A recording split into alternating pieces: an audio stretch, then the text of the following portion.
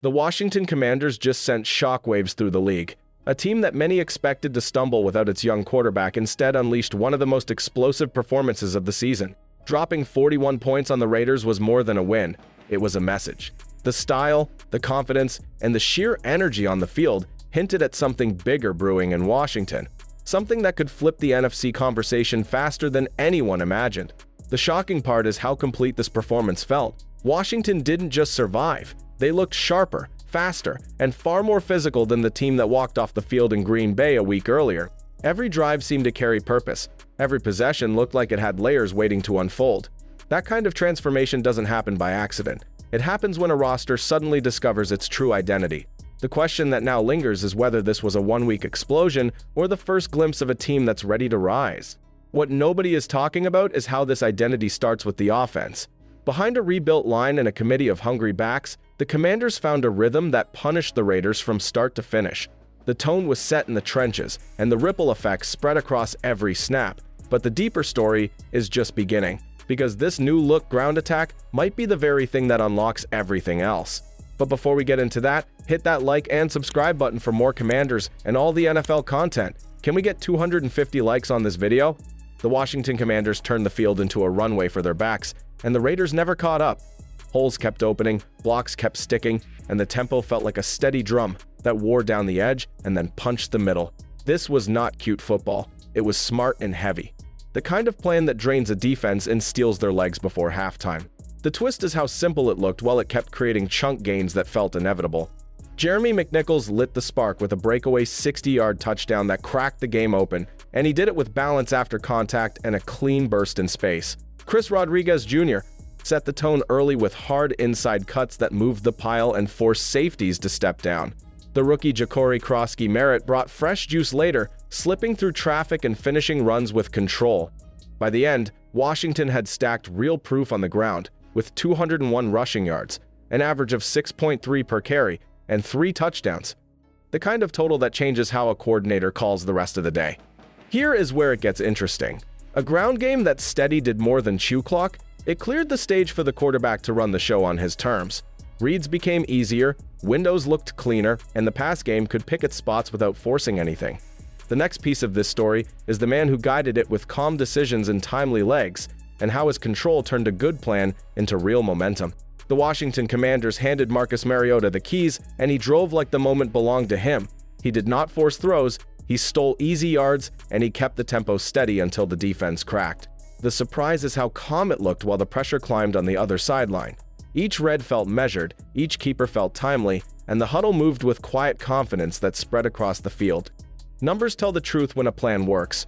Mariota hit 15 of 21 with a 118.6 passer rating, added 40 on the ground, and finished with 1 passing score and 1 rushing score. Cliff Kingsbury leaned into quick rhythm throws, option looks, and clean play action that turned short gains into long drives. Protection held up when it mattered, the ball came out on time, and the chains kept moving without panic. That balance is what lets a veteran turn a good afternoon into control of the game. But here is the twist that raises the ceiling. When a quarterback is this steady, one versatile piece can tilt the whole board. Washington has a tight end who earns snaps with hard blocks, then slips into space when safeties lean toward the run. His growth is the quiet key that unlocks the next layer of this offense, and his impact is about to change how defenses line up on first down. But here is the twist. The player who quietly tilted this offense was tight end Ben Sinnott. When John Bates went down, Sinnott took the dirty work head-on and never blinked.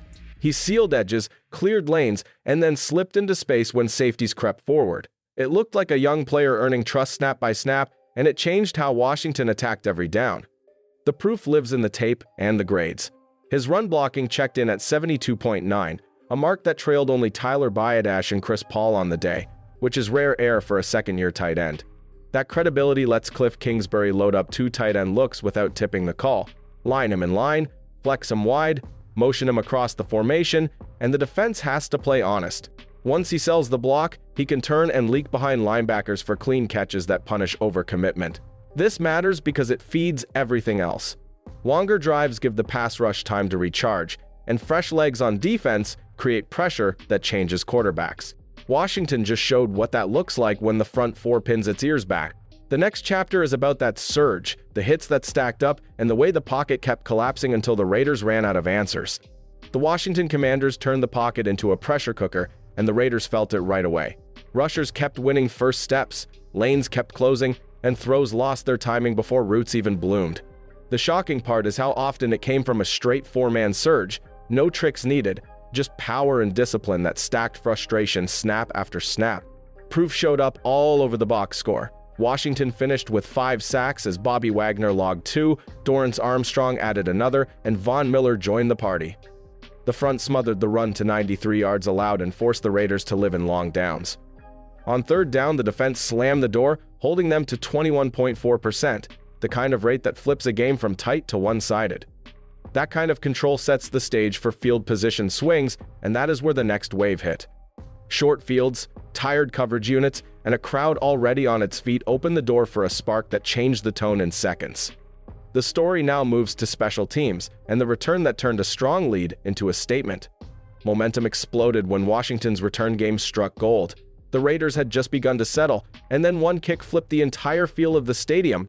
Deebo Samuel's burst on a 69-yard return carved the field in half, and from that point the pressure was squarely on Las Vegas to keep pace. The message was clear: Washington could strike in ways that had nothing to do with the offense or defense. The bigger jolt came in the third quarter when rookie Jalen Lane delivered a 90-yard punt return touchdown. He found a seam, trusted his blockers, and in seconds, the Raiders' hopes unraveled. That play was more than a score. It was a dagger that shut the door on any comeback and showed just how dangerous Washington's depth can be. Special teams was no longer just a hidden phase, it was the knockout punch. When a roster wins in all 3 phases, it creates a margin most teams never find. But what makes this story stronger is how the Commanders held steady even as injuries piled up. Starters went down, yet backups stepped into spotlight roles and delivered. That next man up resilience is what kept the victory intact, and it points to a roster built to survive chaos. What nobody expected was how calm the Commanders looked as key names left the field. Terry McLaurin, Will Harris, Percy Butler, Marshawn Lattimore, and rookie corner Trey Amos all exited with injuries. Yet Washington never lost rhythm. Instead of panic, the sideline buzzed with confidence as reserves prepared to step in. That attitude showed a foundation deeper than just the starters. Luke McCaffrey answered with his first career touchdown, stretching the field late and proving he can grow into a real option when needed. Safety Tyler Owens, an undrafted athlete built more like a lean linebacker, took advantage of extra snaps and showed the range coaches raved about in camp. And Trey Amos, even before leaving hurt, had already stacked coverage stats that placed him among the league's early standouts. These flashes turned concerns about depth into evidence of progress. This type of resilience separates teams that fade from those that build momentum. Washington's ability to plug new names into critical roles and still execute at a high level is the kind of trait that carries weight across a long season. So here is the question for you. After seeing Washington dominate in every phase against the Raiders, do you believe they are only scratching the surface, or have they already revealed their true ceiling? Drop your thoughts below, let me know who impressed you most in this win, and tell me if you think this team is ready to shock the NFC. And if you enjoyed this breakdown, make sure to subscribe so you don't miss the next deep dive into Washington's rise.